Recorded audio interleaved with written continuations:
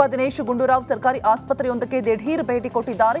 ಸಾಗರದ ಸರ್ಕಾರಿ ಆಸ್ಪತ್ರೆಗೆ ಭೇಟಿಯನ್ನ ನೀಡಿ ಪರಿಶೀಲನೆಯನ್ನು ಕೂಡ ನಡೆಸಿದ್ದಾರೆ. ನಂತರ ಮಂಗನ ಕಾಯಿಲೆ ನಿಯಂತ್ರಣ ಮತ್ತು ತಡೆಗಟ್ಟುವ ಕುರಿತು ಅಧಿಕಾರಿಗಳೊಂದಿಗೆ ಸಭೆ ನಡೆಸಿದ್ರು. ಮಂಗನ ಕಾಯಿಲೆ ಹೆಚ್ಚು ಹರಡದಂತೆ ಕ್ರಮ ಕೈಗೊಳ್ಳುವಂತೆ, ಜನರಿಗೆ ಈ ಬಗ್ಗೆ ಜಾಗೃತಿ ಕೂಡ ಮೂಡಿಸುವಂತೆ ಅಧಿಕಾರಿಗಳಿಗೆ ಸೂಚನೆ ಕೊಟ್ಟಿದ್ದಾರೆ. ಈ ಸಂದರ್ಭದಲ್ಲಿ ಸಾಗರ ಶಾಸಕ ಬೇಳೂರು ಗೋಪಾಲಕೃಷ್ಣ ಸೇರಿದಂತೆ ಆರೋಗ್ಯ ಇಲಾಖೆಯ ಹಿರಿಯ ಅಧಿಕಾರಿಗಳು ಉಪಸ್ಥಿತರಿದ್ದರು.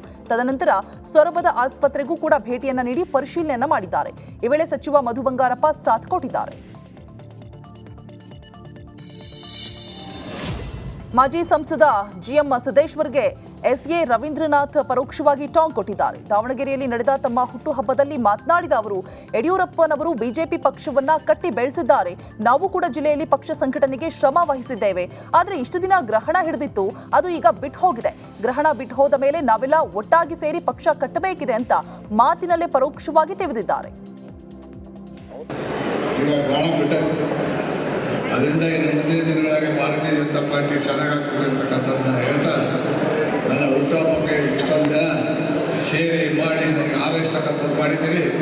ನನಗೆ ಭಾಳ ದಿವಸ ಬದುಕ್ತಾರೆ ಗೊತ್ತಿಲ್ಲ, ಒಟ್ಟಂತೂ ಇರೋ ತನಕ ಮಾಡಬೇಕು ಅಂತ ನನ್ನ ಆಸೆ. ಆ ರೀತಿಯಿಂದ ನೀವೆಲ್ಲರೂ ಸಹ ಏನು ಒಳ್ಳೆಯದಾಗಲಿ ಅಂತಕ್ಕಂಥದ್ದು ಅನಿಸಿದ್ದೀರಿ. ನಾನು ನಿಮಗೆಲ್ಲರಿಗೂ ಸಹ ಕೃತಜ್ಞತೆಯನ್ನು ಅರ್ಪಿಸಿ, ಮುಂದಿನ ದಿನಗಳಿಗೆ ಮುಖ್ಯಮಂತ್ರಿಗಳು ಆಗ್ತಕ್ಕಂಥವ್ರು ನಮ್ಮ ಯಡಿಯೂರಪ್ಪನವರು ಎಷ್ಟು ಕೆಲಸ ಮಾಡಿದ್ರು, ವಿಜಯೇಂದ್ರರು ಸಹ ಅಷ್ಟೇ ಕೆಲಸ ಮಾಡಿ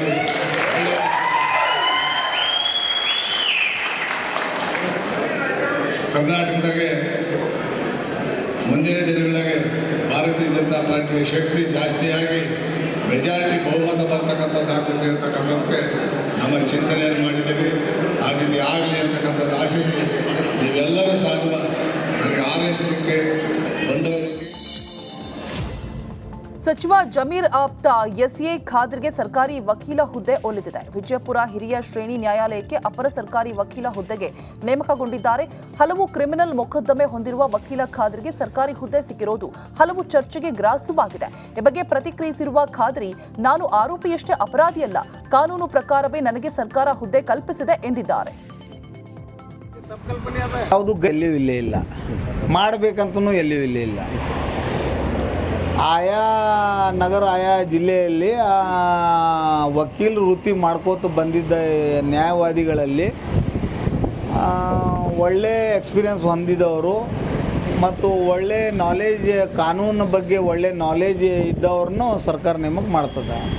ಸರ್ಕಾರಕ್ಕೆ ಯಾವಾಗ ಅವಶ್ಯಕತೆ ಇರ್ತದೆ ಅವಾಗ ಸರ್ಕಾರ ನೇಮಕ ಮಾಡ್ತಿರ್ತದೆ, ಎಲ್ಲಿಯೂ ಇಲ್ಲೇ ಇಲ್ಲ. ಮುಡಾ ಹಗರಣ ಸಂಬಂಧ ಹೈಕೋರ್ಟ್ ವಿಚಾರಣೆಯನ್ನ ಡಿಸೆಂಬರ್ 10ಕ್ಕೆ ಮುಂದೂಡಿದೆ. ಡಿಸೆಂಬರ್ 10ರ ಮಧ್ಯಾಹ್ನ 2:30ಕ್ಕೆ ವಿಚಾರಣೆಯನ್ನ ಮುಂದೂಡಲಾಗಿದೆ. ಲೋಕಾಯುಕ್ತ ಪೊಲೀಸರು ತನಿಖಾ ವರದಿಯನ್ನ ತಂದಿದ್ರೂ ಕೋರ್ಟ್ಗೆ ಸಲ್ಲಿಸಿಲ್ಲ.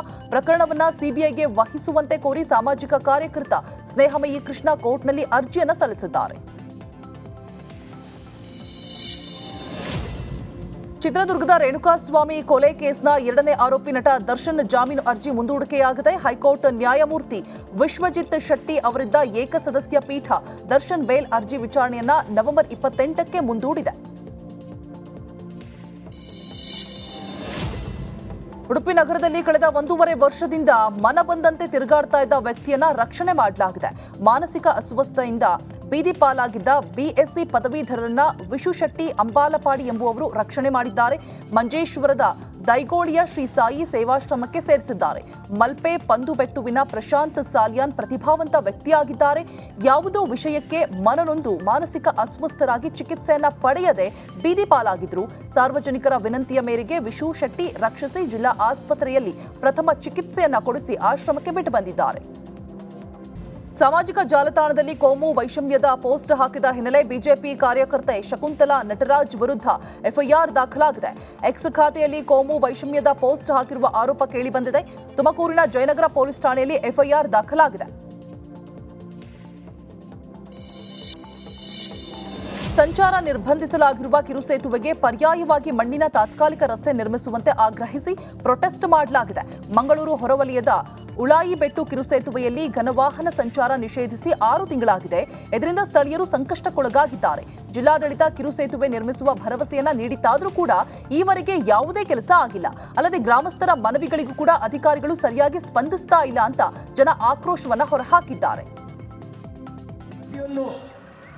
ಇಲಾಖೆಗೂ ನಾವು ಲೆಟರ್ ಹಾಕಿದ್ದೇವೆ ಈ ಒಂದು ಪ್ರತಿಭಟನೆ ವಿಷಯದಲ್ಲಿ, ಪ್ರತಿಯೊಂದು ಇಲಾಖೆಗೂ. ಆದರೆ ಈವರೆಗೂ ನಮಗೆ ಯಾವುದೇ ಸ್ಪಂದನೆ ಸಿಕ್ಕಿಲ್ಲ. ಜನರ ಈ ಒಂದು ಪರಿಸ್ಥಿತಿ ನಾವು ಪ್ರತಿಯೊಂದು ಇಲಾಖೆಗೂ ನಾವು ಲೆಟರ್ ಹಾಕಿದ್ದೇವೆ ಈ ಒಂದು ಪ್ರತಿಭಟನೆ ವಿಷಯದಲ್ಲಿ, ಪ್ರತಿಯೊಂದು ಇಲಾಖೆಗೂ. ಆದರೆ ಮಡಿಕೇರಿಯಲ್ಲಿ 34ನೇ ವರ್ಷದ ರಾಷ್ಟ್ರೀಯ ಕೊಡವ ದಿನಾಚರಣೆಯನ್ನ ಆಚರಣೆ ಮಾಡಲಾಗಿದೆ. ಮಡಿಕೇರಿಯ ಹೊರವಲಯದ ಕ್ಯಾಪಿಟಲ್ ವಿಲೇಜ್ನಲ್ಲಿ ಕೂರ್ಗ್ ನ್ಯಾಷನಲ್ ಕೌನ್ಸಿಲ್ ಸಂಘಟನೆಯಿಂದ ಕಾರ್ಯಕ್ರಮ ಆಯೋಜನೆ ಮಾಡಲಾಗಿತ್ತು. ಕೊಡವ ಡೇ ಸಂಭ್ರಮ ಸಂಘಟನೆಯ ಅಧ್ಯಕ್ಷ ಎನ್ಯು ನಾಚಪ್ಪ ನೇತೃತ್ವದಲ್ಲಿ ಸಮಾರಂಭ ಜರುಗಿದೆ.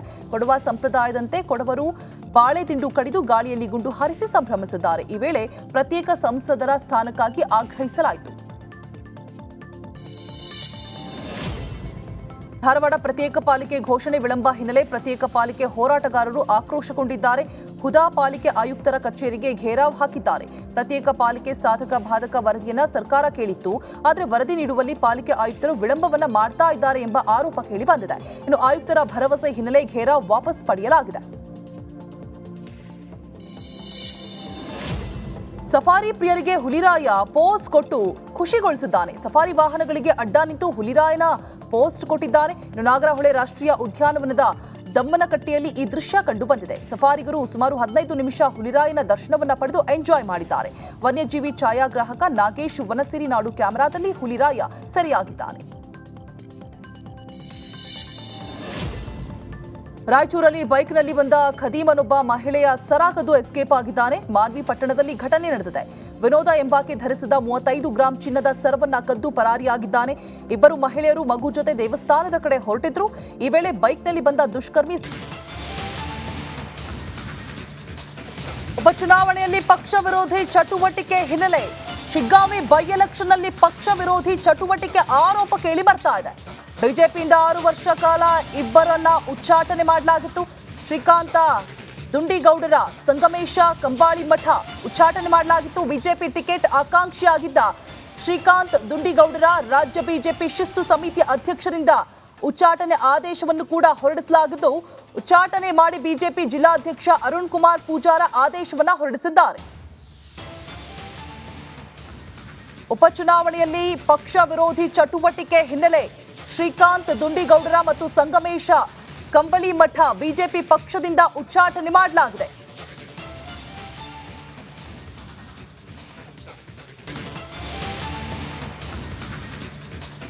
ಉಪಚುನಾವಣೆಯಲ್ಲಿ ಪಕ್ಷ ವಿರೋಧಿ ಚಟುವಟಿಕೆ ಹಿನ್ನೆಲೆ ಶಿಗ್ಗಾಂವಿ ಬೈ ಎಲೆಕ್ಷನ್ನಲ್ಲಿ ಪಕ್ಷ ವಿರೋಧಿ ಚಟುವಟಿಕೆ ಆರೋಪ ಕೇಳಿ ಬರ್ತಾ ಇದೆ. ಬಿಜೆಪಿಯಿಂದ 6 ವರ್ಷ ಕಾಲ ಇಬ್ಬರನ್ನ ಉಚ್ಚಾಟನೆ ಮಾಡಲಾಗಿತ್ತು. ಶ್ರೀಕಾಂತ ದುಂಡಿಗೌಡರ ಸಂಗಮೇಶ ಕಂಬಾಳಿ ಮಠ ಉಚ್ಚಾಟನೆ ಮಾಡಲಾಗಿತ್ತು. ಬಿಜೆಪಿ ಟಿಕೆಟ್ ಆಕಾಂಕ್ಷಿಯಾಗಿದ್ದ ಶ್ರೀಕಾಂತ್ ದುಂಡಿಗೌಡರ ರಾಜ್ಯ ಬಿಜೆಪಿ ಶಿಸ್ತು ಸಮಿತಿ ಅಧ್ಯಕ್ಷರಿಂದ ಉಚ್ಚಾಟನೆ ಆದೇಶವನ್ನು ಕೂಡ ಹೊರಡಿಸಲಾಗಿದ್ದು, ಉಚ್ಚಾಟನೆ ಮಾಡಿ ಬಿಜೆಪಿ ಜಿಲ್ಲಾಧ್ಯಕ್ಷ ಅರುಣ್ ಕುಮಾರ್ ಪೂಜಾರ ಆದೇಶವನ್ನ ಹೊರಡಿಸಿದ್ದಾರೆ. ಉಪಚುನಾವಣೆಯಲ್ಲಿ ಪಕ್ಷ ವಿರೋಧಿ ಚಟುವಟಿಕೆ ಹಿನ್ನೆಲೆ ಶ್ರೀಕಾಂತ್ ದುಂಡಿಗೌಡರ ಮತ್ತು ಸಂಗಮೇಶ ಕಂಬಳಿ ಮಠ ಬಿಜೆಪಿ ಪಕ್ಷದಿಂದ ಉಚ್ಚಾಟನೆ ಮಾಡಲಾಗಿದೆ.